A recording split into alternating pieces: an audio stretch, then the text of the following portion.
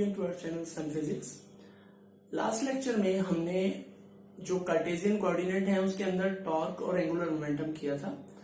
आज हम equations of rotational motion cover करेंगे और साथ में जो इक्विलिब्रियम है रिजिड बॉडी का, दो तरह का इक्विलिब्रियम होता है वो सबसे पहले इक्विलिब्रियम से स्टार्ट कर लें।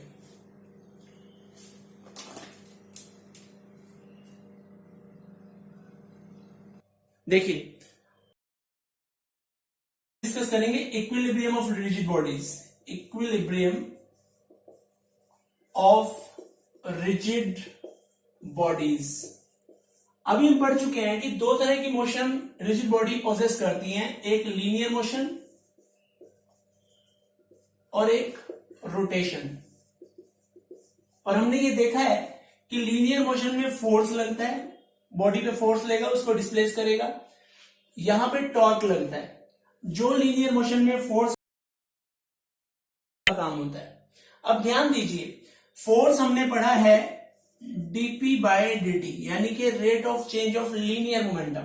टॉर्क हमने पढ़ा है torque is equal to dl by dt, यानी कि rate of change of angular momentum. अब अगर फोर्स जीरो हो जाता है तो हम कहते हैं बॉडी ट्रांसलेशनल इक्विलिब्रियम में है। Translational equilibrium.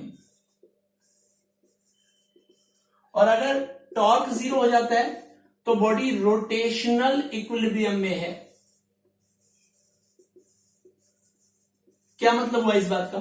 देखिए, फोर्स जीरो होगा तो फोर्स हमने एम ए भी पढ़ा है इसी फॉर्मूले से। यहां से एक्सेलरेशन जीरो हो जाएगा। एक्सेलरेशन जीरो होने का मतलब जो वेलोसिटी है वो कांस्टेंट हो जाएगी। वेलोसिटी कांस्टेंट होने का मतलब ये है कि अगर बॉडी रेस्ट में है तो वो रेस्ट में ही रहेगी, और अगर किसी एक डायरेक्शन में किसी वेलोसिटी से मूव कर रही है तो उसी डायरेक्शन में उसी वेलोसिटी से मूव करती रहेगी। ये ट्रांसलेशनल इक्विलिब्रियम होता है। यही बात मैं रोटेशनल इक्विलिब्रियम में कहता हूं। यहां से जो आपका dl बाय dt अगर जीरो हो जाता है तो, या फिर हम इसे टो इज इक्वल टू, एक टर्म होती है आई और alpha. I moment of inertia होता है, वो हम आगे पढ़ेंगे। अल्फा एंगुलर मोमेंटम होता है। बिल्कुल इस तरह की इक्वेशन है, जैसे F equal to M A, ऐसे tau is equal to I alpha. तो यहां पे ए जीरो हो गया था, यहां अल्फा जीरो हो जाएगा। अल्फा जीरो होने का मतलब D omega by d T zero, यानी कि डी ओमेगा जीरो, यानी कि ओमेगा कांस्टेंट। इसका मतलब अगर बॉडी पे टॉर्क जीरो हो जाता है तो वो जिस एंगुलर वेलोसिटी से रोटेट कर रही है उसी एंगुलर वेलोसिटी से रोटेट करती रहेगी। अगर रेस्ट में है तो रेस्ट में रहेगी, और रोटेट कर रही है तो ध्यान रखिए उसी एंगुलर वेलोसिटी से रोटेट करेगी। यानी कि अगर टॉर्क जीरो है तो रोटेशनल इक्विलिब्रियम हो जाता है, और अगर एफ जीरो है तो बॉडी जो है ट्रांसलेशनल इक्विलिब्रियम में होती है। और अगर एफ बी जीरो है एंड टॉर्क भी जीरो है, दोनों चीजें जीरो हो जाएं तो बॉडी कंप्लीट इक्विलिब्रियम में होती है।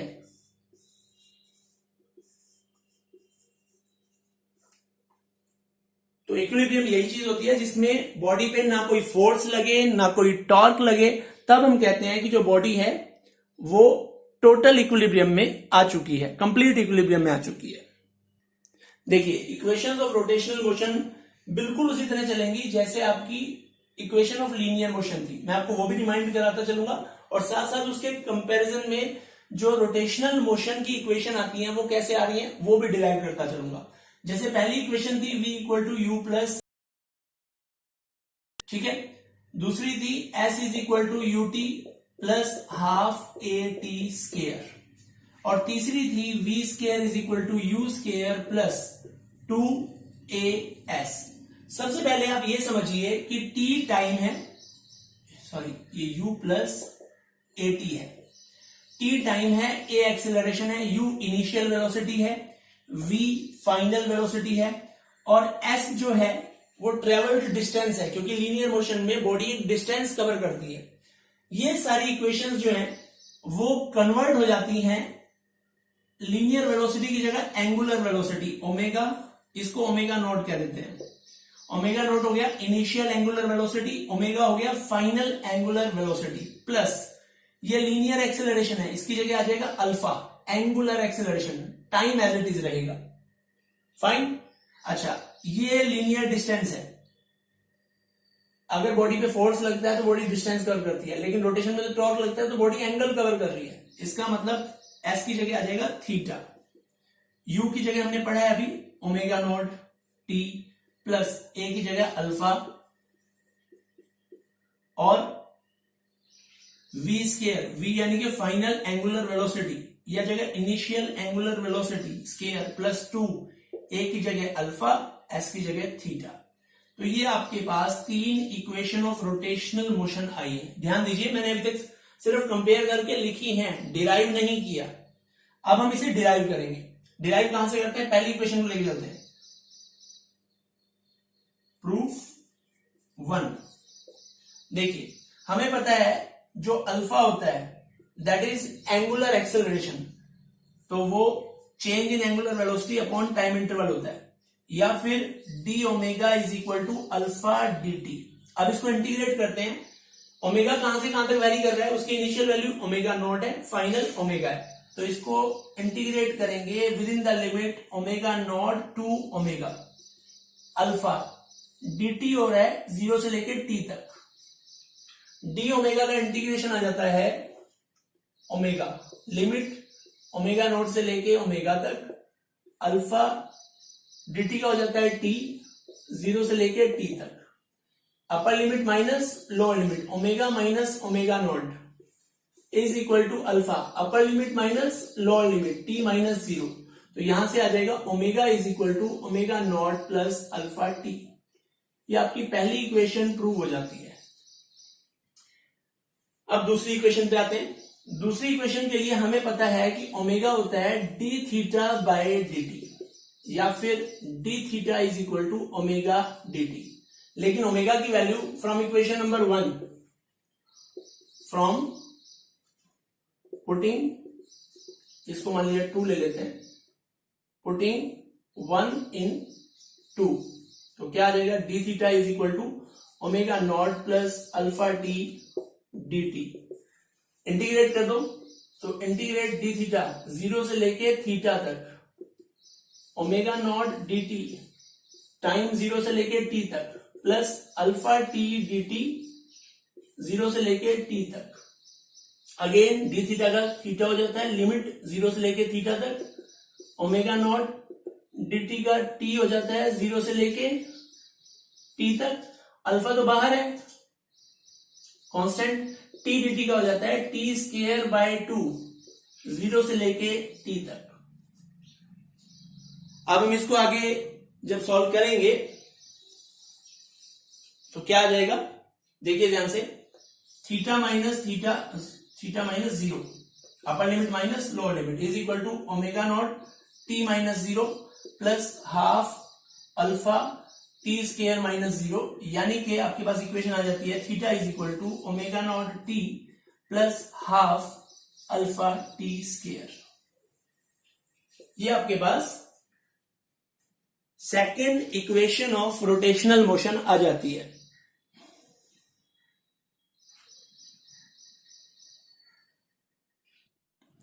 देखिए आगे क्या होगा। अब जो आपकी थर्ड इक्वेशन है उसमें हम एक्सेलरेशन अल्फा जो है वो हमें पता है D omega by d T होता है। मैं क्या करता हूं, डी थीटा से मल्टीप्लाई और डी थीटा से डिवाइड कर देता हूं। क्या फर्क पड़ेगा इससे? इससे अल्फा बन जाएगा D omega by d theta into D theta by d T. इसको इधर लिख लिया, इसको इधर लिख लिया, उससे कोई फर्क नहीं पड़ेगा। D theta by d omega होता है, तो हमारे पास इक्वेशन आ गई alpha is equal to omega d omega by d theta, या फिर omega d omega is equal to alpha d theta. अब इसको इंटीग्रेट कर लेते हैं। ओमेगा डी ओमेगा, क्योंकि इसकी वैल्यू वैरी कर रही है ओमेगा नॉट से लेके ओमेगा तक, और अल्फा डी थीटा की वैल्यू वैरी कर रही है 0 से लेके थीटा तक। इसका हो जाएगा omega square by 2, omega naught से लेके ओमेगा तक, अल्फा ये हो जाएगा थीटा 0 से लेके थीटा तक। तो इक्वेशन आ जाएगी omega square by 2 minus omega naught square by 2 is equal to alpha theta, या फिर फाइनल इक्वेशन जो है omega square is equal to omega naught square plus 2 alpha theta. इस तरह से आपकी तीनों equation of rotational motion derive हो जाती हैं। और अब हम इनसे रिलेटेड क्वेश्चंस करेंगे।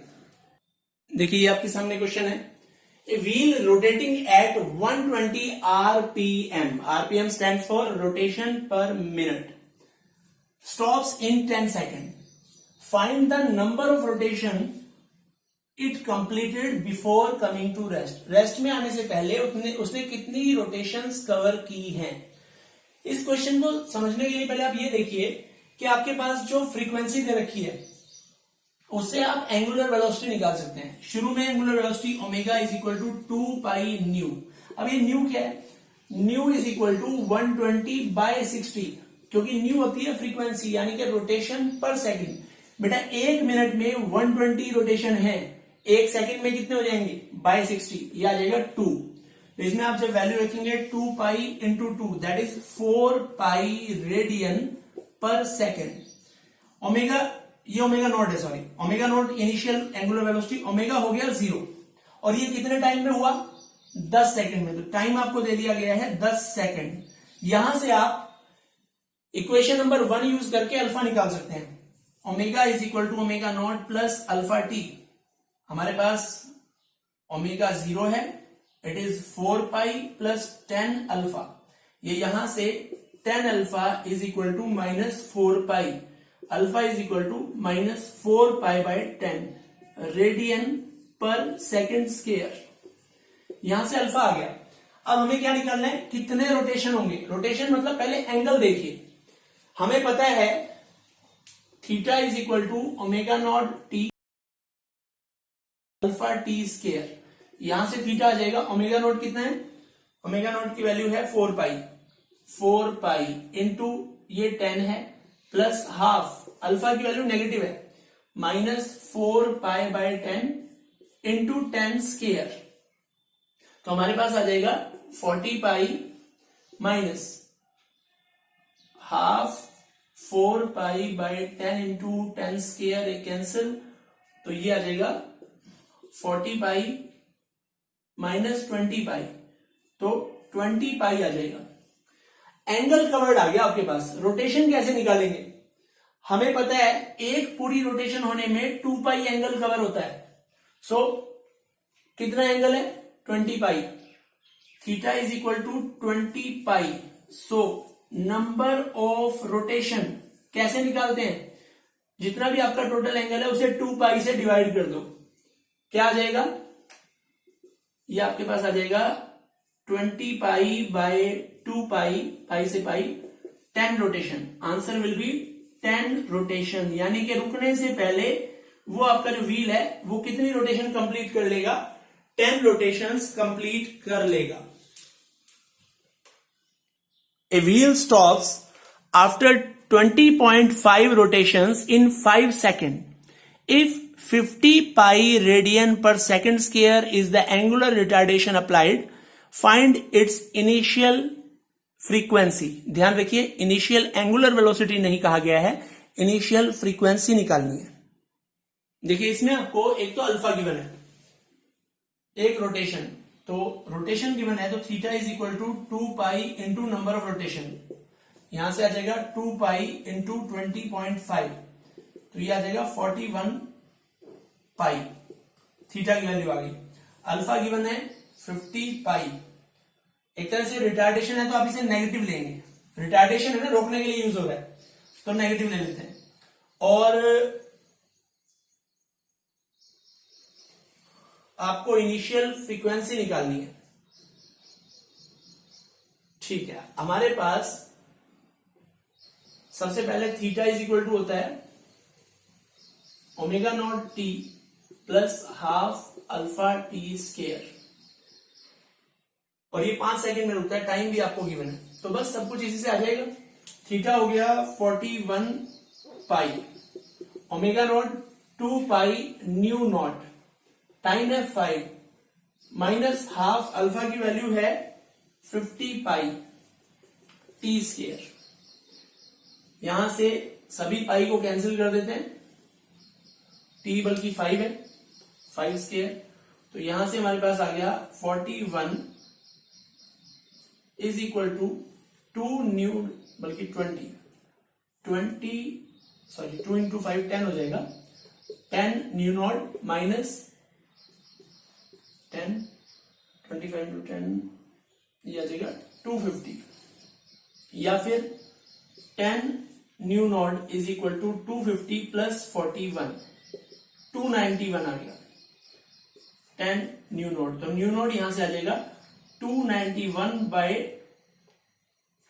10, यानी कि न्यू नॉट आ जाता है 29.1 साइकिल पर सेकंड। इसको राउंड ऑफ करें तो न्यू नॉट जो हो जाता है 29 साइकिल पर सेकंड हो जाता है, यानी कि एक सेकंड में अराउंड 29 साइकिल वो बॉडी रोटेट कर रही थी।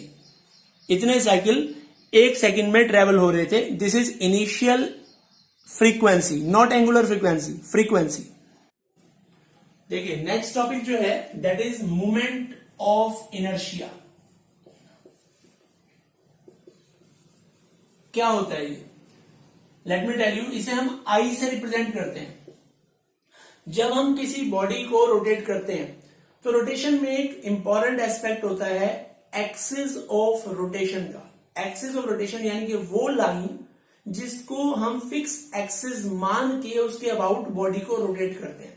जैसे अगर मैं इसको रोटेट कर रहा हूं, यहां से मैंने फिक्स कर दिया, ऐसे घुमा रहा हूं, कैसे घुमा लो, ऐसे घुमा लो या ऐसे घुमा लो, ये जो लाइन है जो इस रॉड के या मार्कर के परपेंडिकुलर है और एक एंड से गुजर रही है, उस एक्सिस के अबाउट ये रोटेट कर रहा है। अब अगर मान लीजिए ये मैं यहां से पकड़ूं इसको और ऐसे घुमाऊं, तब इसकी रोटेशन का सेंस अलग हो जाएगा। तब जो एक्सिस ऑफ रोटेशन है that is passing through its centre of mass and perpendicular to its length.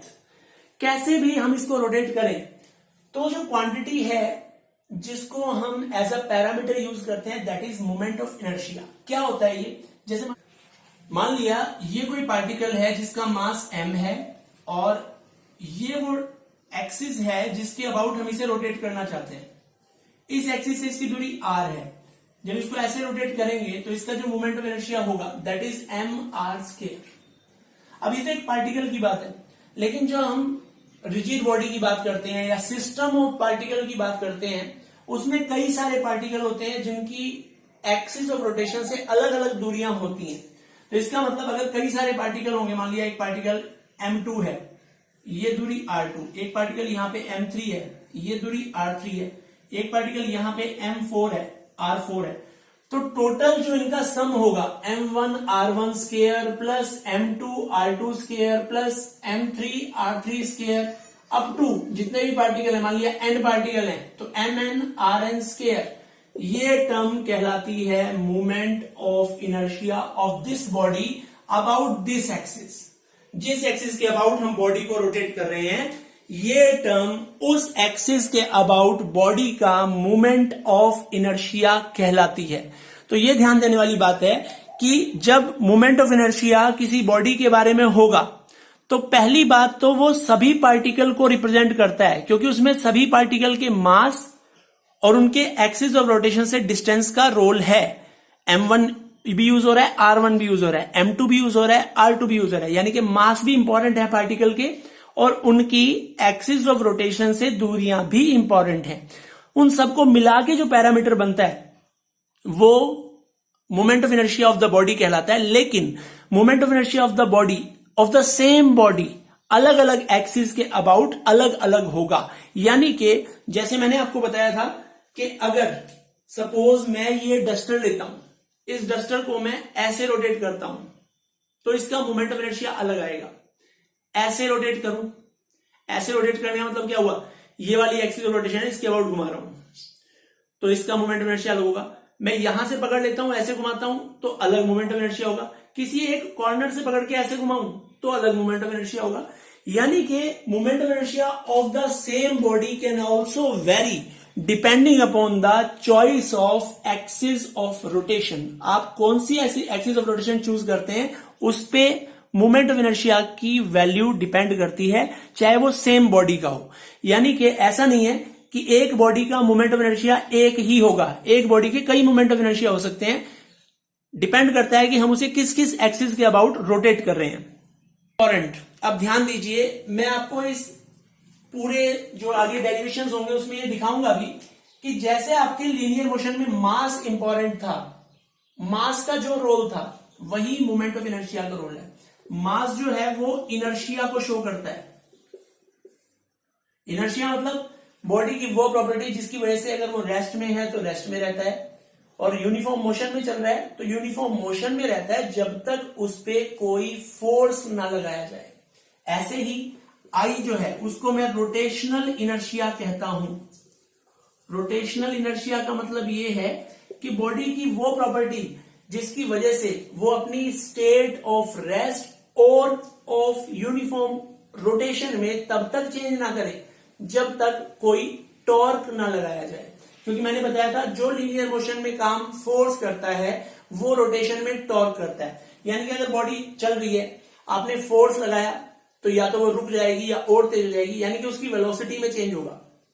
ठीक है, तो वहां कितना चेंज होगा, कितना वो अपोज करेगा, वो मास पे डिपेंड करता है। ज्यादा मास होगा तो property to resist the change ज्यादा होगी, और अगर मास कम होगा तो वो रेजिस्ट कम करेगा, अपनी स्टेट में रहने की कोशिश कम करेगा।